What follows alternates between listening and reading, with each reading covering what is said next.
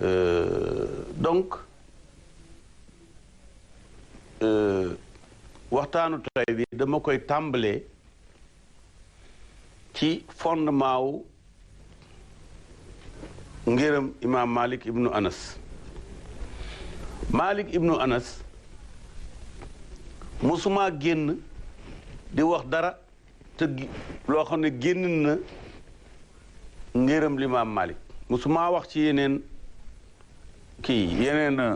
ngër yi pour ñi nga xam ne dégg naa leen ñuy wax nañ waaw moom li muy wax beneen kii la beneen ngër la du ngëru Malik du dëgg musuma génn ngërëm Malik. Numéro 2 pour ñi ko xamul ñu xam ne limaam Malik ci boppam dafa am yu bànqaw ci moom la ca ëpp ay taalibeem yoo xam ne ñoo doon magi daara ji bu jàngale ñu jàngale bu jàngalee ñu topp njàngale ma. ñii wax lii dañu amul honnêteté wone ne ñoom lii may wax ni seen njàng yeggu fa mënu faa yegg pour une simple raison mooy téere yu mosuñoo ñëw Sénégal dalee ko ci limaam Malik mu ñuy wax limaam Malik am na taalibe bu mag Majachun am na itam ki ci gën a siiw waaw maanaam mu nekk loo xam ne ñoo xam ne ñoom Malik dafa daan toog jàngale fatwa ñu ne ko d'accord ñoo yow bokk na ci Shafii mi nga xam ne dafa ber ngiram mais bi amee fukki at ak juróom-ñaar di jàng ci jàkkay Yonent sallallahu alayhi wasallam ci Madina ci jooju jamono dafa nekkoon ca rang yi ci gannaaw ndax ñoom bu ñu daan def dañuy julli ba pare borom xam-xam yu mag yi kàngami Maalik ñoo ne sàppe bu njëkk ña ca topp sàppe ñaareel moom mu nekkoon ci sàppe boo xam ne xëy na sax fukkeel la moom Shafii am lu Malik waxoon moom mu toog noonu daal di yëkkati baatam daal di indi benn exception nit ñu topp ko ndax mën ak jàngaleem ba mu ber ngéram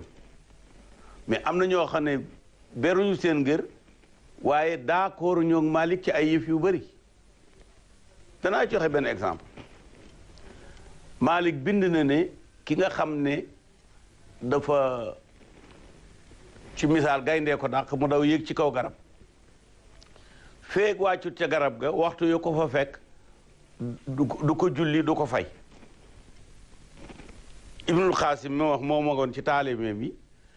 mais Ibnul Xaasim am na ak Malik ñaar fukki at mais fekk na fa koo xam ne moom jiitoo na ko yeneen ñaar fukki at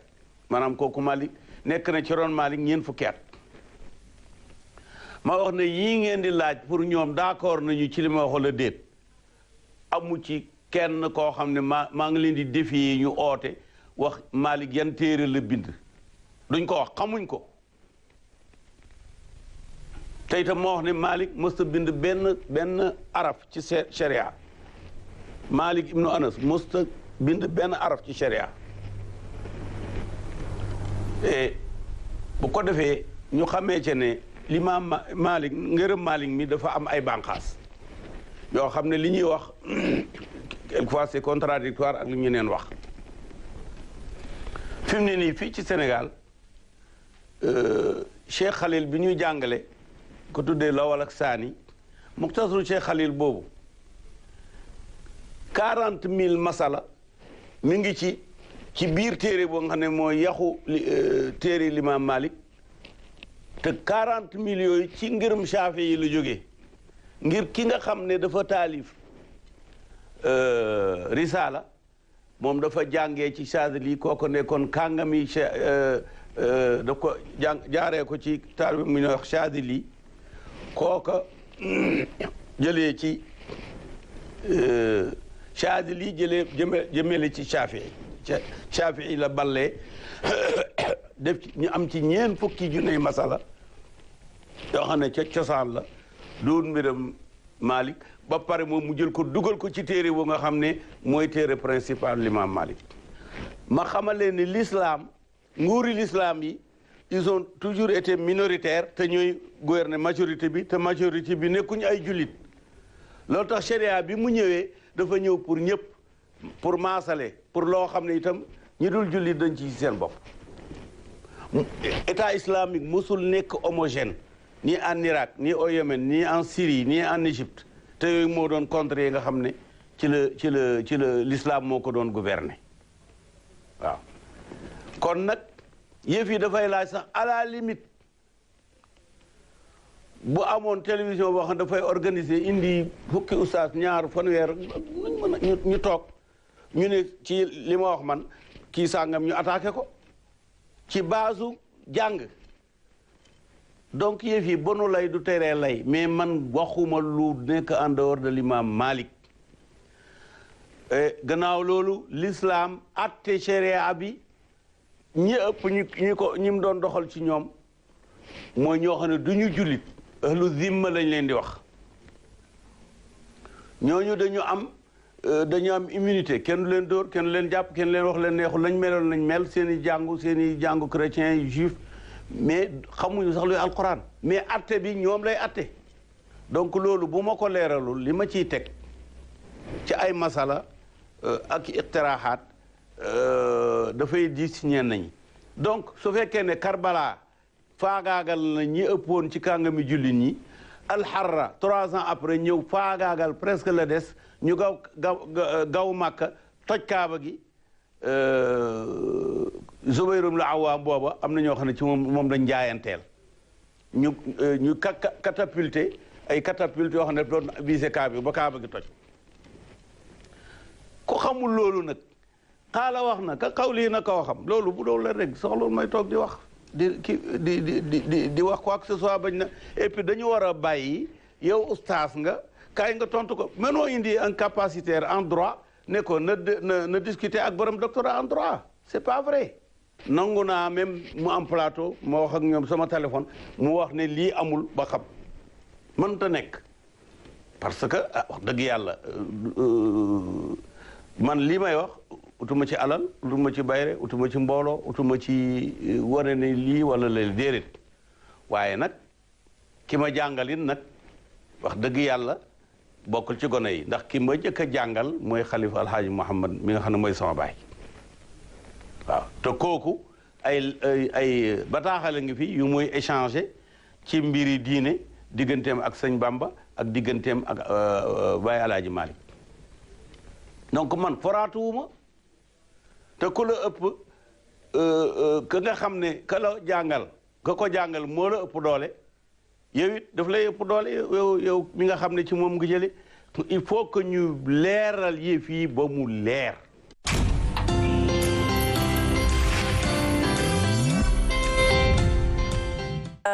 lii moo nekkoon kon TikTok Ramadan mu di Ahmed Khalifa Niass parce que moom à chaque fois ci ay prêche am day indi benn contradiction par rapport ak ñeneen ñi donc da doon wane rek ne que fondement am ñu bëri ñu ngi doon wax teg na ko ci imam Malik ou pas tey wane na fan la ko teg mu nekk lu am importance alors suñu duggaatee ci biir plateau bi Alima sànq dañoo génne woon benn valeur peut-être bu Guy Marius Sagna am nga wax jàmbaar ngeen firndeel ko wax exactement lan ak lan la tey suñu doon xawlaat beneen qualité ci Guy lan lañ ciy jàpp. beneen bi bokk na ci defe naa loo xamante ni sénégalais ñëpp ñoo ko seetlu bu ñu ñëwaatee par exemple ci suñu maam yi démb ñoom dañu doon bañ ils étaient catégoriquement contre tubaab yi c'est-à-dire ci pour ñu moom ñu parce que ñoom dañu gëmoon ni ñun am nañu lépp lu ñu soxla pour développer am nañu lépp lu ñu soxla pour aller de l'avant mooy gëm sa bopp waaw mooy gëm sa bopp Guy Marius Sagna boo koy dégg muy wax loolu ngay lire ci ay propos bu ñu jëlee par exemple sama papa xam naa du ma weddi le cas de Lat Dior par exemple mi doon bañ raay bi jaar fi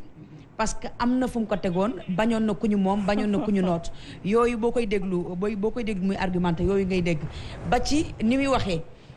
ñëpp xam nañ ni jàng na dégg na tubaab sànq daf ma frappé bi ñu waxee Pape Malick Gueye mu ne Baye Malick et il a beaucoup insisté ci Baye Malick moom xam naa ni bu ñu doon suñu maam yi bu ñu dellu si woon dinañu bokk ak moom wala ñenn ñi xalaat ni mën nañu dugal suñu langue nationale yi ci suñu programme scolaire yooyu ay valeurs la yoo xamante ne maam yi dañ ko doon prôné te da nga koy lire ci moom buy wax dafay insister surtout ci wax olof dafay insister à ce que wax yi nga xamante ne ay valeurs la te ñu moom ko dafay insister di wax ni yiy développé dëkk Sénégal am na ko ñiy développé dëkk Afrique am na ko te suñu maam yi yooyu lañ doon prôné ah oui rek daal ngaay la sol moom la sol déjà voilà donc yooyu lu sénégalais yi ak africains yi yëpp di apprécier la ci Guy Marius Sagna waaw papa ñu bàyyi la yow tamit waaw xam nga Guy Marius Sagna day jëmm joo xam ni de passage sax am na benn dëkkandoo bu baax bu may wax léegi ni ma il est des Parcelles Assainies à l'unité 17 ñu koy wax Sakho mu ne ma nuyul ma ko parce que ñoo bokkoon dëkk parcelle mun ma Guy parcelle gii la dëkkoon fi la nekkoon ci unité 17 donc Sakho mi ngi lay nuyu alors dama lay laaj rek yow ndax bu la président Macky Sall joxoon tey benn ministère bi nga ko jël bu dee da ngaa yëngal sa da nga bay tàntu ndax bu la joxoon ministère tey di nga ko jël du ma ko jël lu tax ndaxte président Macky Sall chauffeur la boo xam ne yoon bu mu bëgg a dem yoon boobu baaxul bu mu buggee yeb ci otom du ma ci dugg parce que yoon boobu du yoon bu baax ba waaw ndax mani est-ce que doo ci dugg woon ko yoon bu baax bi waaw mani déet ndax am na benn bis boo xam ne rek gis nga lu baax lu mu def ci réew mi loo xam ni rek taxaw nga osé man koo wax ni lii président Macky Sall moo ko def ci démocratiquement nag Baye Malick waaw man bokkuma ci ñi nga xam ne dañ doon wax ne président Ablaye Wade defu fi dara bokkuma ci ñi nga xam ne dañuy wax naan président Macky Sall defu fi dara li may wax kay leneen la mooy président Macky Sall am na lu mu fiy def waaye boo méngalee lu muy def ak li mu war a def boo méngalee li muy def ak li ñu am yëpp lu tuuti la waaw léegi nag yow itam bu lu mel noonu amee tey nga am expérience boo xam ne mën nga koo indil waa Sénégal mën noo indil loo xam ne xaj na boo ko yokkee ci xar mi karaw gi gën a bari waaw mais lan moo tee bu la wooyee doo ko wujji pour mën noo dimbali ki sa xam-xam. ñaar laa lay tontu Baye Malick. muy lan. man. président Idrissa Seck gënuma muus waaye man gënuma ko muus. président yow xam nga ne président Idrissa Seck ku muus la. LDMPT LD mu ngi ak président Macky Sall. du ay cuune ñoo fa nekk. PIT mu ngi ak président Macky Sall du ay cuune ñoo fa nekk. parti socialiste mu ngi ak président Macky Sall du ñu ay cuune. AFP mu ngi ak président Macky Sall du ñu ay cuune lim bi gudd na. kon wax ji du mbiru ndax nit ki ku baax la wala ku déedéet mooy li ma lay wax sànq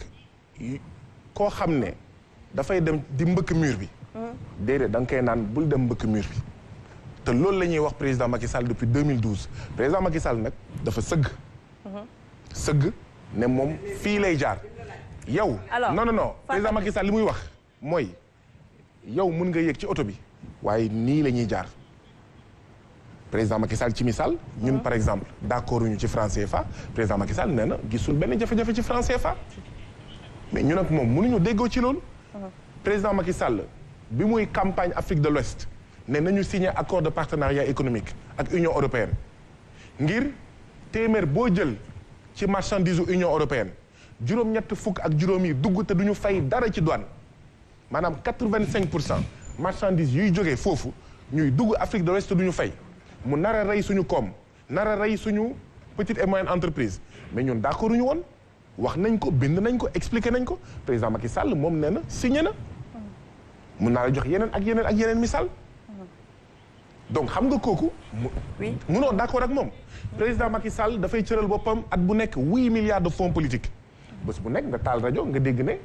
am na ay waa APR yu ko ñoo seet si yëkkati na 10 millions passe jox leen fekk ne ñun amuñu sage-femme yu doy amuñu infirmier yu doy amuñu jàngalekat yu doy amuñu policier yu doy fekk ne ñii di garder ci kaso yi mais ñu ngi leen di fay ay 60 000 ay 70 000 ay 80 000 ay 100 000 ñii di garder ci kaso yi donc ñu ne ko président Macky Sall bul cëlal sa bopp 8 milliards de fonds politiques par mois par an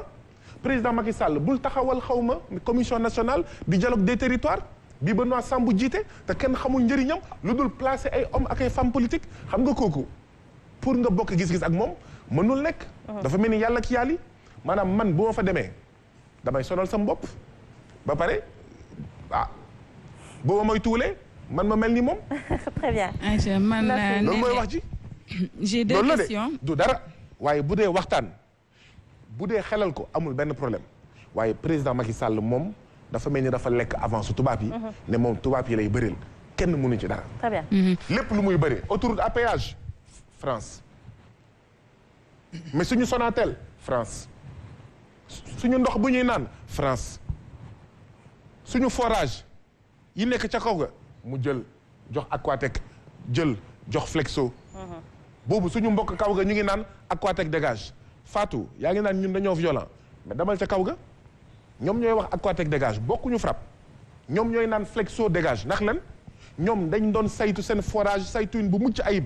ñu si am bénéfice di ci jàppale seen étudiants yi ñu ci am bénéfice di ci tabax ay jàkk di ci tabax ay poste de santé tubaab yi gis loolu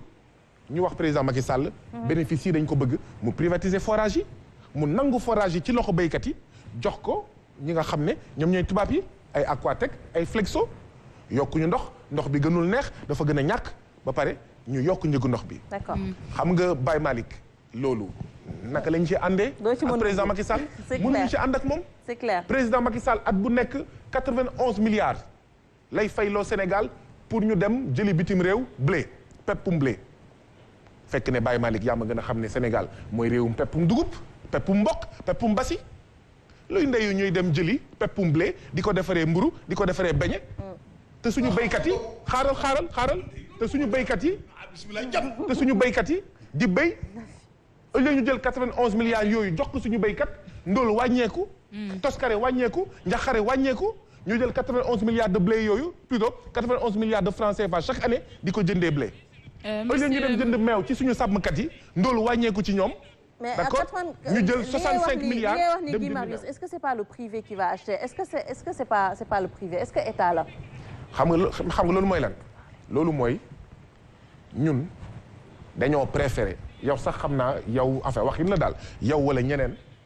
loolu am nañ si responsabilité individuellement mais responsabilité bi ci gën a rëy mooy état yow wala man wala keneen tey jii nii bu ndekki jotee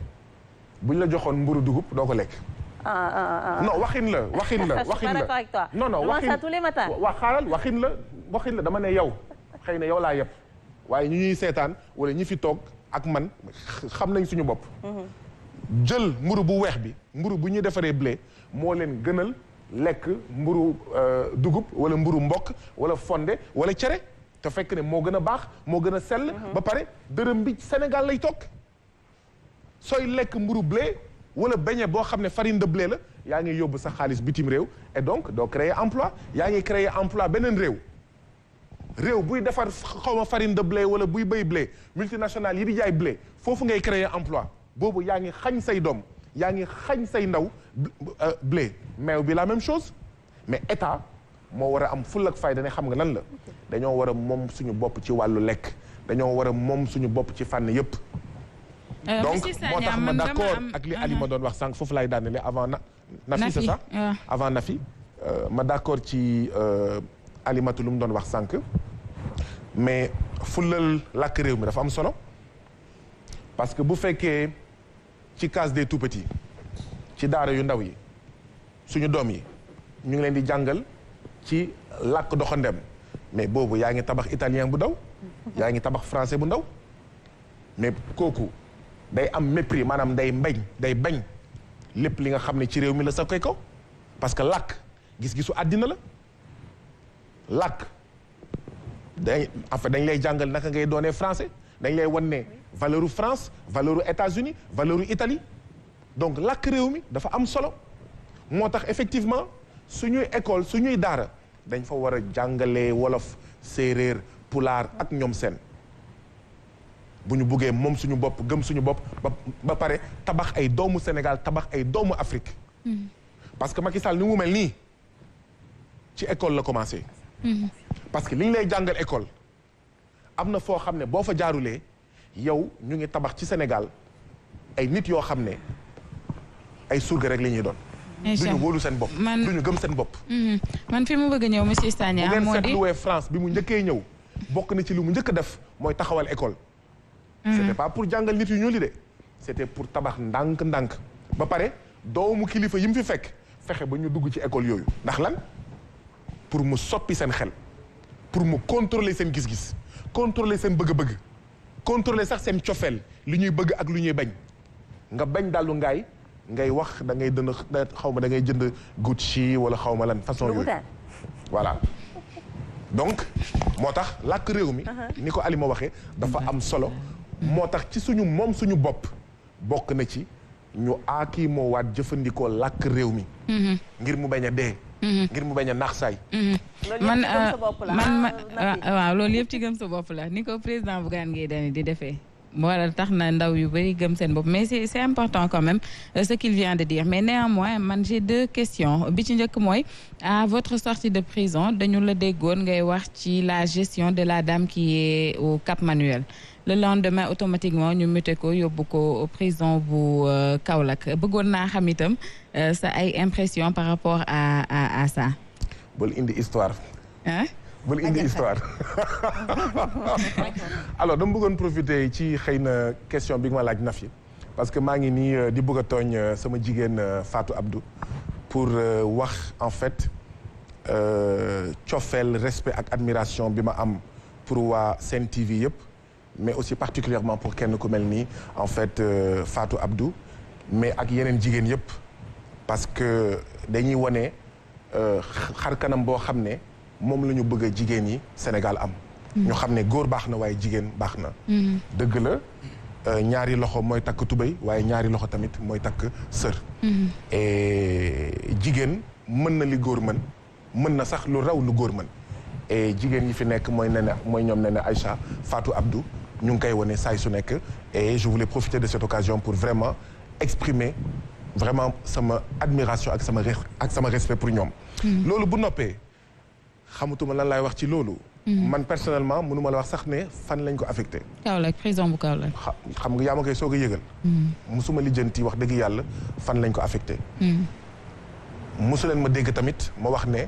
man maa tax ñu affecté ko mais le fait que nga wax affaire bi créé benn déclic du ñàkk nga am ci ay impression lenn rek moo ma yitteloon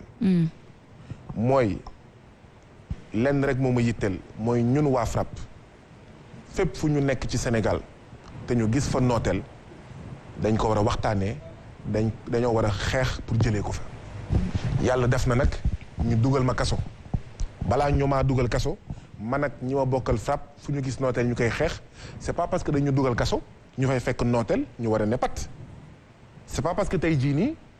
dama ba ma amoon corona ñu yóbbu ma hôpital ma tëdd fu ñu ma fay faj ma gis fa loo xam ne ci hôpital du dëgg du yoon may toog noppi damay faral di wax ne ñun sénégalais yi fekk pare wuñu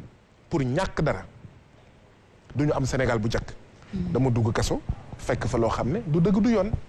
fekk fa ñu fay jaay marchandise yoo xam ne moo gën a cher li ñuy jaayee ci biti monte de ñi nekk ci kaso ñoo gën a sonn ndaxte xëyuñu gontuwuñu te ñi ci ëpp ay doomu baadoolo lañu ñi si ëpp ay doomu béykat lañu ay doomu sàmmkat ay doomu nappkat ay doomu ouvrier ba pare ñu nekk ci coronavirus donc ñooñu boo leen yërëmul koy yërëm ma jàppoon ne bu ñu wàññiwul njëgu kaso yi warul gën a cher njëg yi nekk ci biti loolu de laa fa wax ma wax ko si jàmm ak salaam dégguñu ma comme dégguñu ma si jàmm ak salaam ma def li ma mën te wax naa ko fi sànq tollu ma foo xam ne naa naxarlu nooteel tollu ma foo xam ne naa wax rek nooteel dama koy jëf donc ma waxtaan ak waa kaso bi ne leen jaam loo ko teg te mu nangu ko dagan na te man bokkuma ci jaam yoo xam ne dañ leen di teg jaam ba pare ñu koy nangu ma ne leen nañu jóg xeex lii parce que du dëgg du yoon mais téléphone 10 minutes 1000 francs te ñun ñëpp xam nañ bi Illimix jotee amee 10 minutes 1000 francs kan moo koy fayati d'accord donc loolu ay xeetu dóor la woon ay xeetu sàcc la woon waaye xëy na boobu moo feeñ man li ma wax mooy tey jii nii état du Sénégal soxlaw ma ñu décorer ma soxlaw ma ñu wax ne man li ma wax mooy dëgg li ñu soxla mooy ñu auditer kaso yi parce que xëy na boobu moo feeñ parce que dafa tombé ci kaso boobu laa dugg est-ce que amul ci yeneen kaso yi benn ñaareel bi ni mu amee ci kaso yi est-ce que amul ci société yu bëri ci direction yu bëri ci ministère yu bëri ñoo xam ne dañ leen dénk alalu Sénégal ñu koy sàcc di ko luubal ñun ñuy gën a ñàkk donc pour man lii mooy wax ci léegi nag la ca topp yéenewu ma ko woon bàjjan Xadi xaw ma bàjjan Xadi fu mu dem mais du ma si jooy itam bu dee damay jooy ngir ñu nekk kaso laay jooyal ndaxte ñoom ñoo sonn ñoom la ñuy noot ñoom la ñu war a défendre sur votre juste bi nga ko waxee gis nañu quand même l'administration pénitentiaire def benn communiqué wax chiffres yi nga xamante ne ñoo nekk ci prison yi que ne quand même wàññeeku na et que désengorgé nañu prison yi ndax mbas mi mais également li nga xam ne mënu dippee bracelet électronique bëggoon nañ ci am sa xalaat balaa ñu génn ci loolu nga xam ne mooy chapitre administration pénitentiaire. Fatou Abdou dama def ñaari semaine wala fukki fan kaso bu Cap Manuel ma jógee Cap Manuel nekkoon chambre 1 après ñu dugal ma chambre beneen secteur boo xam ne ñett lañu woon xaw ma ñeent biñ ma yóbbuwee kaso Sébikotane man dañ ma dugal ci benn néeg ne ma man rek maay nekk ci néeg boobu est-ce que xam nga lu tax pour bañ ma jaxasoog yeneen jëlmaan yi parce que xam nañ ne bu ma jaxasoog ñoom naa xam li xew ci kaso bi te bu ma ko xamee mbir mi ñaaw déggal bu baax li ma la wax biñ ma yóbbuwee kaso Sébikotane dañ ma dugal ne ma yow kase ak sa néeg sama buntu nekk dañ ko doon tëj ñeneen ñi bu ñu génnee même bu ñu taxawee sama buntu nekk di wax ak man dañ leen doon dàq pour lan laajal ma ko waa administration pénitentiaire ñu ngi may déglu kaso Sébikotane bi yëpp ñu bëggoon man rek ma nekk ci biir nekk man ne leen hey man soxlawuma ngeen jox ma man néeg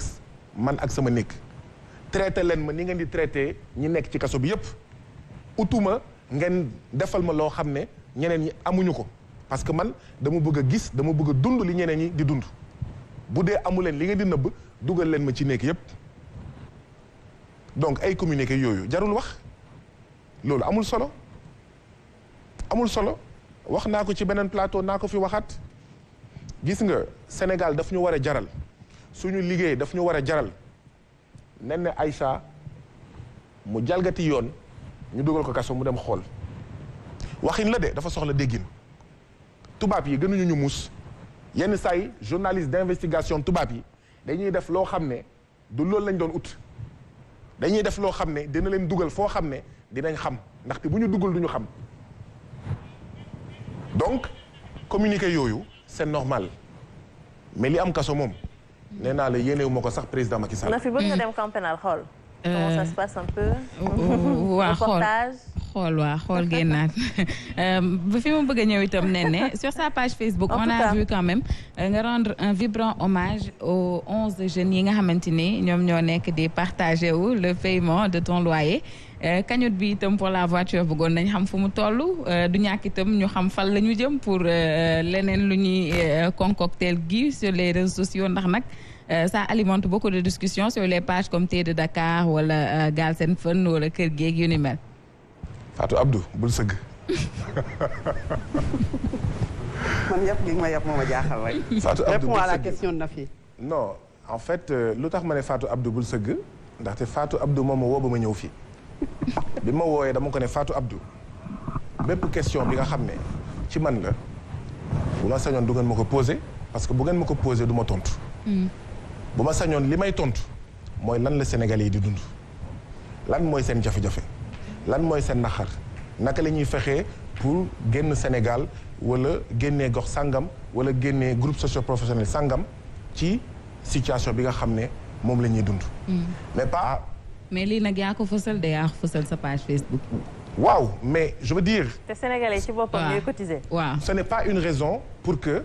ñu ñëw émission di ko waxtaanee ndaxte jafe-jafe Sénégal toll na ci anam boo xam ne wax dëgg yàlla. d'accord pour man war nañ mën a waxtaanee leneen. lu dul Guy Marius Sagna fii wala Guy Marius Sagna fële. wax dëgg yàlla jàpp naa ne que sama jëmm.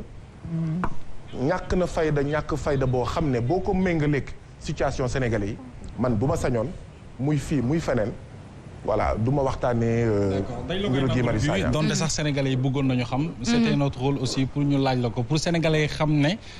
dinañ la ko laaj boo ci bëggul tontu it ñoom ñu jàpp ne ci yow la donc loolu dañ la koy nangul. alors justement sànq ba léegi yaa ngi wax mbirum préférence nationale ak jafe-jafe bi nga xam te ni yaa ngi ko doon expliquer di ko yaatal ci FRAPP France dégage ñu gis ne ci manifestation yi fii mujj boobu ba léegi évêque kenn waxu ci sénégalais yi dafa am nu ñu doxalee woon muy xëy na toj wala saccagé. yéen nit ci ay grande surface yi nga xam ne ay firme France ñoo ko moom muy Total mën nañ ko ci lim Auchan bëri nañu en tout cas alors njiiti réew mi moom jàpp na ne message la buñ ko envoyé décortiquer na ko voilà yow mi ngi la fekkoon ci biir justement ban lecture nga am par rapport ak ni ndaw ñi doxalee par rapport ak grande surface yooyu nga xamante ni dafa bokk xëy na seen combat ci FRAPP France dégage. mais xamuma Mohamed xawma naka laa koy interpréter li ma mun wax rek mooy li xew mois de février ak mois de mars dafa boole lu bëri pour man émeute de la faim mu ngi ci woon nit yi xiifoon nañu ñu def émeute de la faim émeute contre une justice ligotée qui n'est pas indépendante bokk na ci émeute contre le chômage bokk na ci pour man booy jàng li nga xam ne moo fi xew mois de février ak mois de mars di nga xam ne ay jafe-jafe yu bëri moo am Sénégal moo tombé Sénégal xëy na coow bi ñuy woowee coowal Sonko Adji Sarr dafa rek nekk un déclencheur dafa rek nekk xëy na mais ferñeent boo xam ne moo taal daay bi fekk ne daanaka àll bi yëpp mu ngi doon waaj a tàkk mais benn ferñeent bu ndaw la doon xaar pour waaw lépp lakk pour man coowal bi ñuy woowee coowu Adji Sarr Sonko ferñeent rek la woon waaye ñax bi mu ngi fi woon fees fi dell ñax bi mooy ñàkkum xëy bi ñax bi mooy sénégalais yi sonn nañu foo ko àpp rek weesu na ko sonn nañu xiif bi ku ndekki du añ ku añ du reer ku reer du ndekki nit yi bëgg nañ faju boo amulee xaalis da ngay dee nit yi bëgg nañ jàng mais école publique dafa yàqu santé publique dafa yàqu fii ban jigéen moo sañ a naan day dem accoucher hôpital public mais xanaa ko amul xaalis nañ ko waxte de ko amul xaalis tey jii nii boo demee ci région yi doomu gouverneur du jàngee école publique doomu préfet du jàngee école publique ndax lan doomu Macky Sall président Macky Sall du jàngee école publique ndax lan parce que amul kóolute ci école publique bi nga xam ne ñu ngi koy jox ay moyens pour que mu développer ko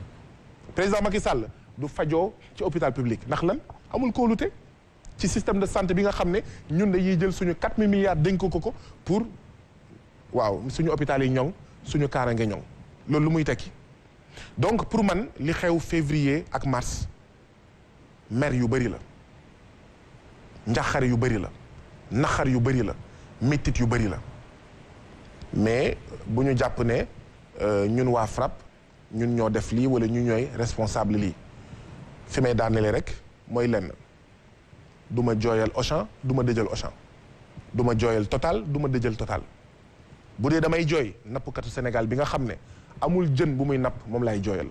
bu dee damay jooy mooy sama yaay ak sama jigéen bi nga xam ne mënatul jaay netetu bu mot mënatul jaay yéet bu mot ndax lan ci digg marché Castor benn Auchan ma nga fa. ay sénégalais ñoo fay liggéey de. waaw ñoom wax nañu ay junni nit boo jëlee exemple Auchan boobu rek ñoo fay liggéey di ay doomu Sénégal tamit nag. mais armée France ci jamono colonisation amoon na ay sénégalais armée France bi muy dugg Afrique di xàll Sénégal xàll Mali xàll xawma Cameroun dem Madagascar amoon na ay nit yu ñuul yu doon ànd ak armée française ndax kon jamono jooju Mohamed da nga naroon tontu Maba Jaxu Ba tontu Lat Joor ne ko bul xeex ak armée France ndaxte ci biir armée bi ñu ngi jëfandikoo ay nit yu ñuul defe naa doo ko def léegi nag ñun balaay Auchan di am doole bi mu am la ñu wax état du Sénégal ndax def nga étude d'impact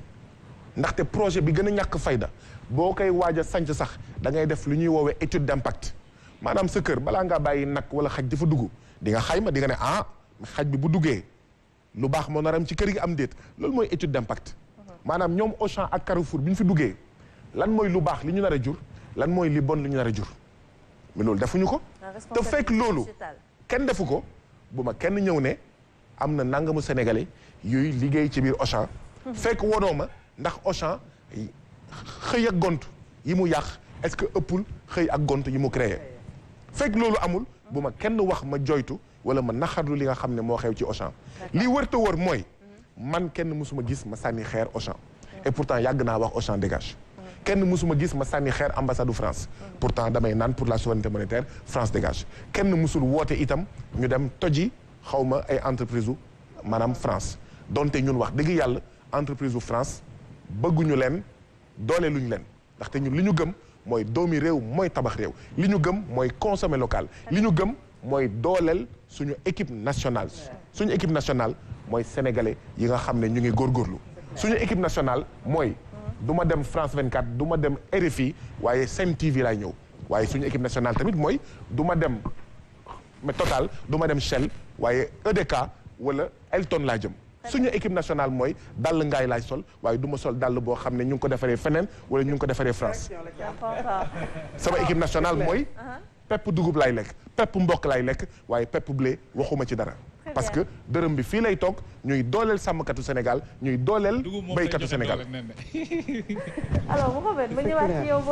ba nee waa Aïcha nga am koo bégal ñu demaat ci téléspectateurs yi parce que ñoom nag actuellement ñi concentré wu nag xam nga question Sénégal moom daf leen intéressé ñoom ñëpp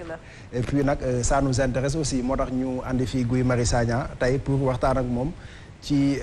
jafe-jafe yi nga xamee ni jàpp na ni réew mi am na ko actuellement mais ñoom itamit ñi ngi teewlu bu baax a baax waxtaan bi donc ñi ngi bég bu baax a baax ne na moom gars yi serveuse bi lañ ne tey ne nañ yow ak Fatou Abdou ndax da ngeen ko déewante wala maa ko triché nag. yaa ko triché tey. ñoom ku may informé. En tout cas mi ngi noonu donc Facebook bi maa ngi fa woon léegi baal ma doxantu ci sunu page YouTube bu ko defee ma xool foofu parce que damay bëgg di jouer ci ñaari page yi comme ça kenn bañ a mer ci spectateurs yi nga xamee ni actuellement ñoom foofu la ñuy bànneexoo émission bi lee di GP. ayca mi ngi noonu Mohamed gars yi tamit ñi ngi rafetlu say intervention Mohamed Diop donc moom it mi ngi bég bu baax a baax ne ñu bégalaat benn spectateur. gars yi nee nañ kañ la Sonko di ñëw. ah xanaa ñu invité ko en direct. dina ñëw. waaw donc ñoom ñi ngi laaj. ñu koy invité en live nii. kañ la Ousmane Sonko di ñëw. bëgg nañ monsieur Guèye Bougane Guèye ci plateau bi aussi balaa moo jeex quand même. Bougane tamit parce que les Sénégalais ont besoin d'eux quand même. waaw soxla nañ ko ci plateau bi. surtout en ce qui concerne l'emploi des jeunes parce que moom itamit ku ne xam na ni dafa dévoué trop ci emploi des jeunes donc bëggoon nañu itamit moom am ko ci plateau bi bu ko defee ñu waxtaan ak moom tuuti waaye bëgg naa bégal itamit spectateurs yi nga xamee ni ñoom ñu ngi ci YouTube bi donc ñu béggeendoo ak ñoom jox leen ci xéwal gi kii mi ngi tudd nee na vive Guy Marius Sagna merci beaucoup de la part de Guy. donc 1 million yu mel ni Guy Marius Sagna bu ñu ko amoon rek Sénégal nekk beneen Sénégal ayca Tafa Diagne tamit moom mi ngi béggee Cheikh Ahmed Tidiane Dia moom it bàyyi na numéro de téléphone am. mun nañu ko bégal Cheikh Ahmed Tidiane Dia bon numéro bi eggul malheureusement. ah bon. malheureusement numéro bi eggul Kéba Dramé mun nañu ko jël 78. 209 Kéba Dramé. oui 209 88 59 Kéba Dramé. donc Kéba Dramé 209 88 59. voilà donc fii ci YouTube bi la falaa ne baal ma doxantu Facebook ñu xool actuellement gars yi ñoom seen ay réaction lan la donc ñoom itamit ñi ngi teewlu bu baax a baax donc Guy Marius Sagna moom xam naa ni li gars yi naan yaa yor buzz bi tey moom buzz bi Guy la quoi. Kéba Dramé. askanu Sénégal la. waaw buzz bi askanu Sénégal la voilà. c'est important. donc Kéba Dramé mi ngi noonu numéro de téléphone am jox naa la ko. Néné Aïcha ma journaliste préférée je vous suis toutes vos émissions dans toutes vos émissions. donc ñoom ñi ngi rafetlu yi tamit bu baax a baax. YouTube bi laa joxe léegi mais Facebook dama bëgg xaaraat tuuti na ne waaw Facebook dama bëgg xaaraat tuuti dama bëgg kër yi gën a bëri j'aime yi gën a bëri bu ko defee balaa émission bi di jeex le temps que ngay delluwaat nabi ak yu ni mel ñu ñëwaat ci Facebook bi jox leen ci xewal yi du noonu kon xam nañ li ñuy def nañu yokk kër yi ak commentaire yi ayca c'est tout alors di la jaajëfal Mouhamed xam naa dinañ ñëwaat ci yow mais laata loolu dañuy dem rek ànd ak Nafi Dieye lu web tey Nafi Dieye loolu la sa site sa rubrique tudd lu web tey lu web tey lu réseau tey lu la saf kon tout de suite lu web tey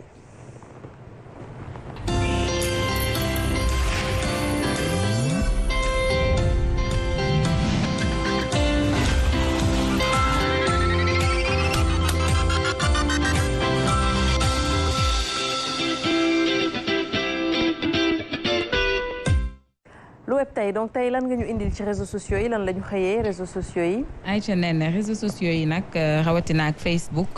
bëri na ay influenceurs yu nga xamante ni xëy nañ partagé yenn ci ay informations lu ci mel ni kooku di Abdoulaye Dia Sénico a fait un grand acte joxe 5 millions à la grande mosquée Touba au Daïra Muxaddamatul Xidma joxe itam lu tolloog Muxaddamatul Xidma joxe itam lu tolloog 5 millions grande mosquée Masalikul Jinaan auprès du jawrin Mbackiou Faye lii nag bokk ci information yi nga xamante ni moom la ñu gën a reprendre sur les réseaux sociaux ay influenceurs comme ay Dior Gueye ay Prési Cissé Drési jàpp nañ ni ay gestes yu ñu wax a fësal la beneen image bu nga xamante ni itam partagé nañ ko en masse moo di benn pomme de terre boo xamante ni racines yi dafa daal di bind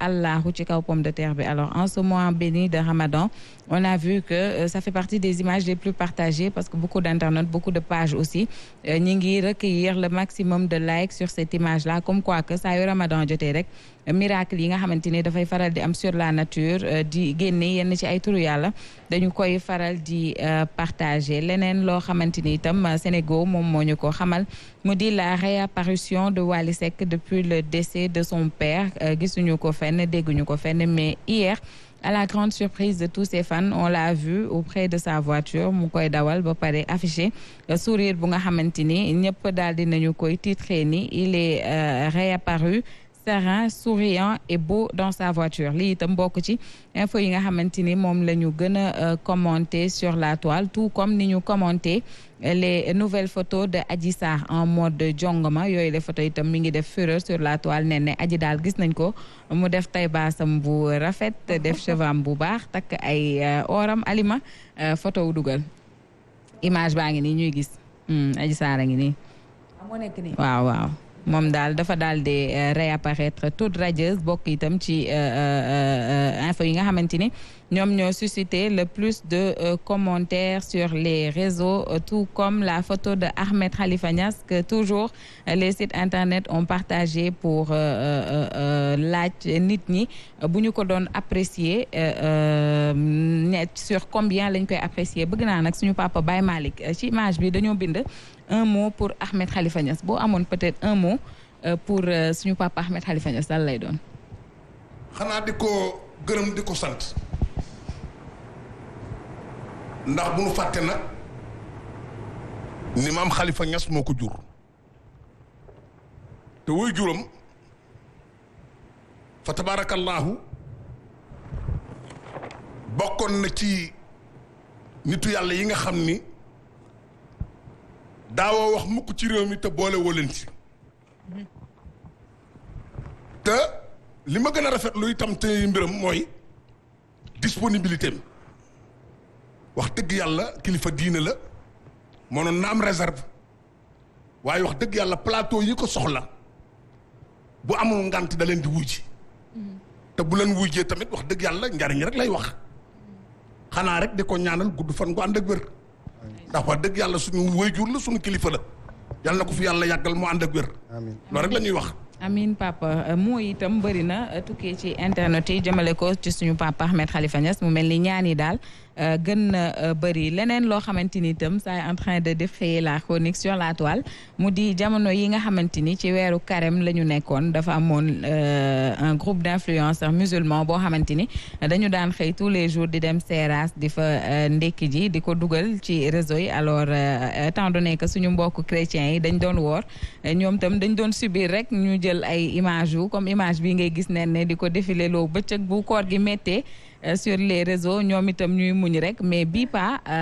communauté chrétienne bi sur les réseaux dañoo daal dee fayu ni ñu fayoo nag mooy xamle nañ ni ale boo gis am na retour te ñoom daal dinañuy valider seen deuxième vague alors loolu moo waral nag ñi nga xamante ni quand même ñooy influenceuses yi ñu ngi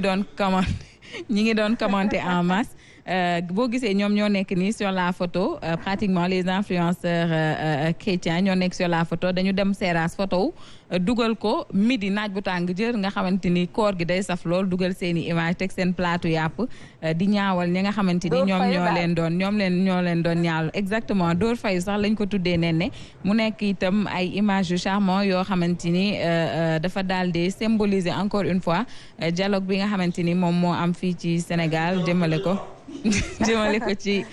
islamo-chrétiens yi mu nekk lu nga xamante ni itam ça est en train d'alimenter beaucoup de discussions léegi def nañ ko sax challenge képp ku dem Seras pour ndekki fa da ngay dugal sa photo sur les réseaux ñu jeexal nag info yi ne ba tey ak benn influenceuse bu tudd Dior Gueye moom dafa daal di def benn taxaw seetlu sur les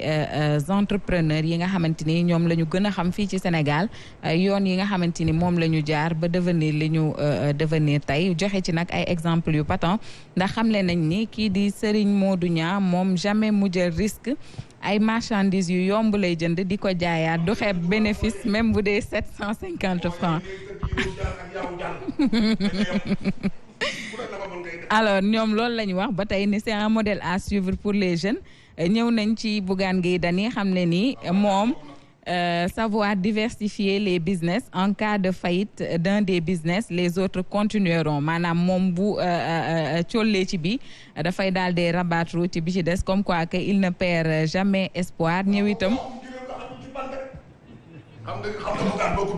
sa micro xam nga Bougane boo ko xasee tudd da nga nu yëngal waaxum gileem xajul ci pantere xam nga ni situation bi ak investissement bi cuune mënu ko tey tubar fa kàlla macha allah bu doon jëmmi boppam ji rek du ko def sénégalais yi tax ak africains yi ak tout le monde entier waa Guy Marius Sagna xanaa di nga wax ci Bougane bala ngaa dem mais wax naa ci ba pare Baye Malick voilà naa ci waxaat incha allah ñu yeggali ba tey nee ba tey le modèle d'entrepreneur à suivre wax nañ ci ki nga xamante ni moom moo di Cheikh Amar nee nañ quand tu le rencontres tu peux le manquer de respect dans la rue de par son apparence alors que mën na jënd sa quartier maanaam boo dajeeg moom mën nga ni mën nga ko xeebantal wala dara fekk ni mën na jënd sa quartier ñëw itam ci Youssou Ndour wax ni celui qui sait que le business demande des hommes de confiance et le mieux c'est de mettre des proches en avant pour sécuriser le business wax nañ ni Youssou dafa jiital ay nit moom itam dem ci ginnaaw bokk na ci li tax xëy na entrepreneuriat am jëm kanam ñu ñëw itam ci ki nga xamante ni moom moo di Gaston Mbengue wax ni ki nga xam ni musul def bénéfice depuis 1986 te du mës a bàyyi on aimerait faire des pertes comme lui. xam naa nag loxo buy perte rek mën ta dëkk ci marchandise waaye nag bu nu fàtte ay te nee ñu ñëw ci peut-être avant dernière personne bi mu di borom Sedima monsieur Ngom wax nañ ni y a celui qui dit avoir commencé son business avec une plume de poulet aujourd'hui il gère le Sedima. ñu jeexal nag ne ak ce jeune du quartier qui fait un prêt bancaire pour ensuite doxalee xaalis bi entreprise bi daanu moo nekk nii moom. peut-être juste un petit rectificatif. ki nga xam ne moo def lii. waa ji la. ah c'est lui. mu ngi tudd Mame Balla Mbow. ok qui est un excellent. influenceur. non en fait pas influenceur mais humour daal mooy liggéeyam. mu ciy def liggéey bu am solo. et voilà genre yii la ñu war a encourager. oui mu ngi def liggéey bu am solo du wax bu ñaaw du saaga ba pare lépp lu muy wax même bu fekkee day reetaanloo. il prend l'exemple sur lui-même. ba pare day yeete. donc il faut vraiment qu'on encourage des jeunes comme Mame Balla Mbow. ils font un excellent boulot. et bokk nañ ci ñi nga xam ne ñu ngi béy seen waar ci réseaux sociaux yi. et donc c'est pour dire que réseaux sociaux yi lu nekk ma nga fa. waaye ay wurus yu mel ni Mame Balla Mbow. justement et ces exemples-là qu'ils ont pris quand même ont suscité beaucoup de commentaires ku ci nekk rek photo bu ma jàllale rek ak commentaire bi yow itam am nga sa ay commentaires en retour comme quoi que ils sont tous des modèles de développement économique mais aussi ils sont tous des modèles d'entrepreneurs qui sont ici au Sénégal ay références bu ñu ko mën a woowee noonu baax itam jeunes yi di xool ci ñoom Mame Balla nag nee na modèle am moom mooy jeune bii nga xamante ni du ñàkk moomoo la rek def prêt bancaire dem doxaanee xaalis bi entreprise bi këpp mu dellu naan état defaluma dara ay ca nee na lii moo gënoon fës ci réseaux sociaux yi tey xam naa fii ak fan ñu joxante dig daje rek ci dañ may tàcc. gis nga waa Régis ni ñu lay tàccoo. waaw bàyyi mu tàccuwaat sama bopp kon ñu joxante dig daje nee dans la semaine ci yeneen actualité. incha allah di la jaajëfal bu baax a baax Nafi.